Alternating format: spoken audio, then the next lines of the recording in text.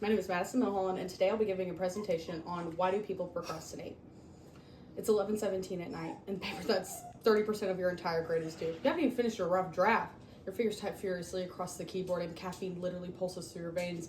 You cannot help but think, why do I always do this to myself? This isn't just poor time management. This is more than that. It's procrastination, and it affects everybody to some extent.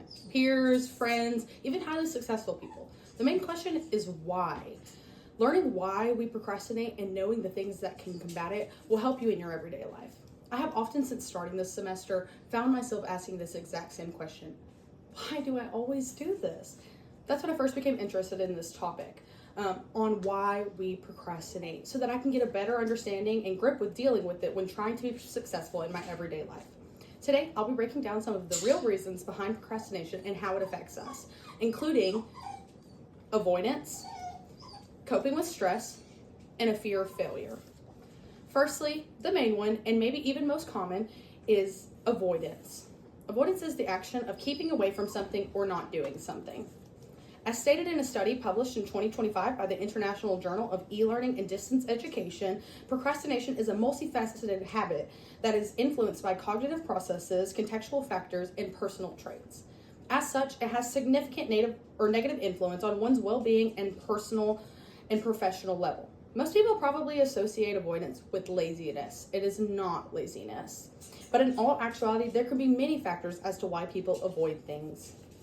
The main difference between procrastination and avoidance is that avoidance is due to negative feelings harbored towards said subject or person, while procrastination can have non-emotionally driven factors, as well as emotionally driven factors. Right along with avoidance, and another one in relation to having negative feelings, is coping with stress. Coping with stress for some is totally normal and manageable for most, but for some others, it could be completely crippling and debilitating to their everyday lives. In a study for self-treating procrastination published in 2025 by the Journal of Medical Internet Research, it was expressed that procrastination causes stress while also simultaneously soothes it in a stressful situation. Personally, I can understand that. I find myself getting stuck after not being able to complete one assignment. Can't even open my laptop afterwards, and one assignment suddenly turns to 3. Coping with stress in an unhealthy way can lead to avoidance, which then leads to procrastination, and before you even know it, you've wasted what was just once hours into full-blown days. The last and final point I'll be making today is about fear of failure. The fear of failure is another issue most students struggle with, which leads them into wasting most of their days away. In a study published by the Public Library of Science earlier this year in February, scientists revealed that maladaptive perfectionism significantly mediates the relationship between mindfulness and procrastination, confirming that being scared to stop something and not being able to finish it on time can be crippling for people with anxiety or OCD. Fearing failure is normal, but letting it control your life is not. That's why it's so important to learn these reasons so you can figure out how to get yourself unstuck. As I wrap things up, it's clear that procrastination is a lot more than just putting things off.